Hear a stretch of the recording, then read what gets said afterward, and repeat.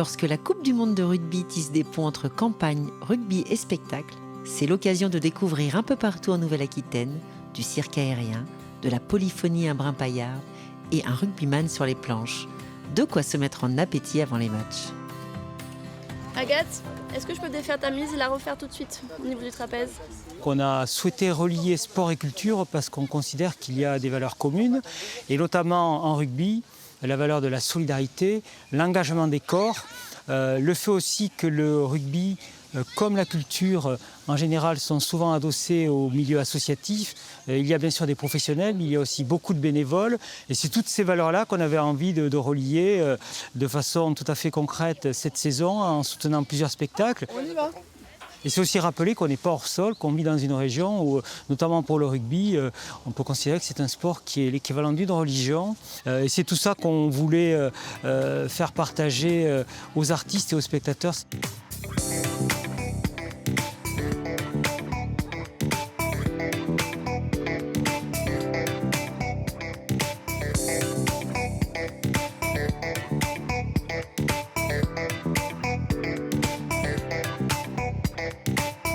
Jérémy vient me voir un jour, c'est le hasard, c'est la vie. Et du coup, l'échange qu'on a eu fait qu'aujourd'hui, je crée un portrait avec l'histoire de Jérémy, de comment il arrive à faire de cette passion et de ce rêve quelque chose qui se concrétise, et il devient comme ça rugbyman professionnel et en plus équipe de France de rugby à 7, c'est pas rien, quoi. C'est la finale, les gars. Je compte sur vous pour la gagner. Vous avez la pression. Tout va bien se passer. Faites-vous confiance. Allez mettre vos shorts et vos crampons. Je vous attends dans 10 minutes sur le terrain. Tiens. La pression. Tu sais, moi aussi, j'ai eu peur. J'étais un peu plus vieux que toi. J'avais 20 ans. Ce que j'ai envie de transmettre, c'est des valeurs de convivialité, de collaboration, de cohésion et de partage, de transmission aux enfants. Pour moi, c'est hyper important de transmettre à d'autres petits rugbyman en herbe, parce que mes parents et d'autres entraîneurs ont pu me transmettre quand j'étais plus jeune. On n'oublie pas la communication, hein. Les mots font partie de la passe. Ils créent un lien entre nous. Mon père m'a transmis cette philosophie. La passe, c'est un cadeau.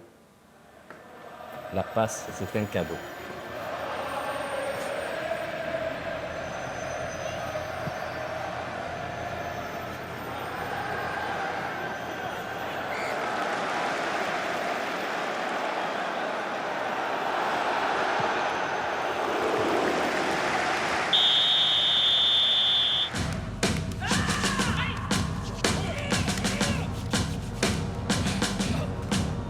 Le projet Drop, effectivement, c'est une commande de l'ORA. C'est très rare qu'on fasse ça.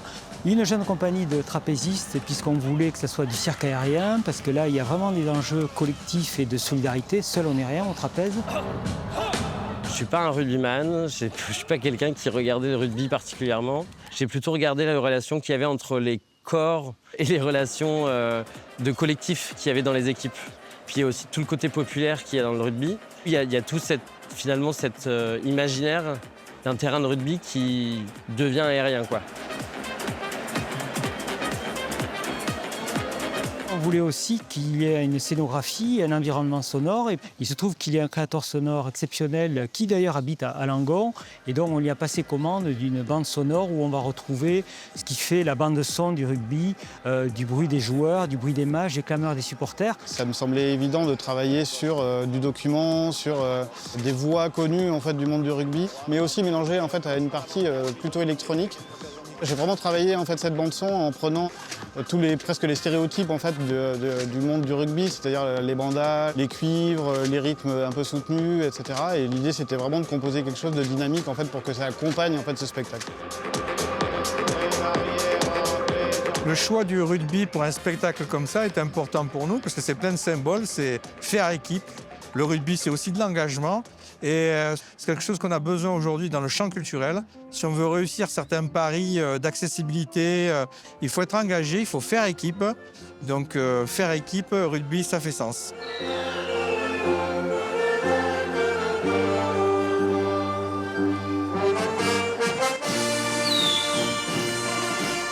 Mais nous, on souhaitait absolument que le spectacle aille là où on avait le rugby qu'on appelle des clochers, là où le rugby est amateur, là où finalement il a gardé ses valeurs originelles quand le rugby professionnel s'est transformé. Et on est très heureux de cette étape à Langon parce que c'est une ville où vraiment le rugby est une religion. Le public est un public qui va au stade, qui a joué au rugby et qui va peut-être pas souvent au spectacle ou dans les salles de spectacle. Donc pour nous, c'est certainement une des étapes les plus emblématiques de cette première tournée.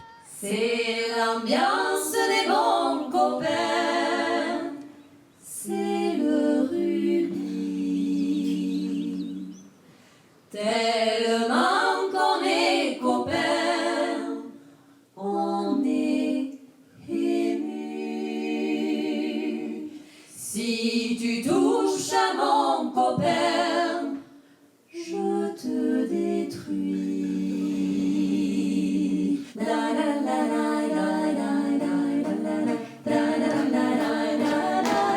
Les Copines, c'est un groupe de chants traditionnels a cappella. Traditionnel, c'est notre petit néologisme à nous, qui mixe traditionnel.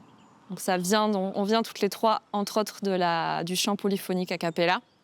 Et aussi le côté crade, puisqu'on travaille le répertoire grivois ou paillard. C'est pas par le cul que se font les cocus, mais c'est bien par le temps que les cocus se font. J'entends dans le lointain, mon chien qui baise. Mais c'est génial, parce qu'effectivement, la boucle est bouclée avec de là d'où vient le projet, qui est quand même inspiré de ce quotidien avec les rugbymen. Ça sera drôle, ce sera beau, ce sera crade, et tout le monde va s'amuser. Nous nous sommes rencontrés il y a quelques années maintenant, quand nous étions étudiantes. Donc nous étions là pour l'option musique. Voilà. Bien sûr, il y avait des sports-études.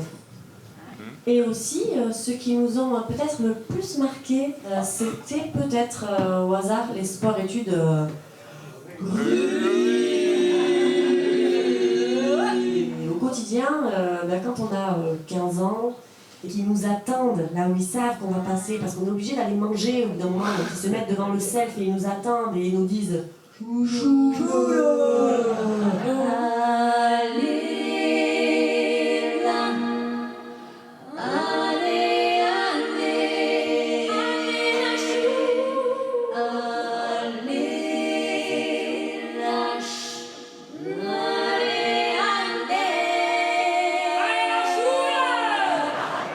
La tournée qu'on a organisée dans les Sables de Gascogne, on l'a forcément couplée avec un match à voir, c'est-à-dire que l'avant-match, c'est le concert des copines, il y a le match, et puis l'après-match, c'est la troisième mi-temps où les gens peuvent manger et boire.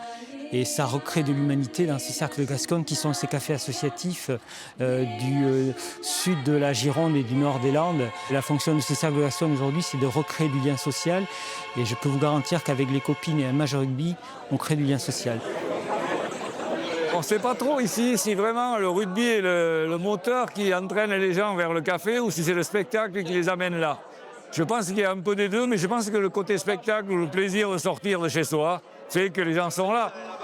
C'est l'objectif numéro 1 de notre cercle, c'est de faire en sorte que les gens puissent sortir de leur quotidien, vivre des choses différentes et passer un moment heureux, quoi.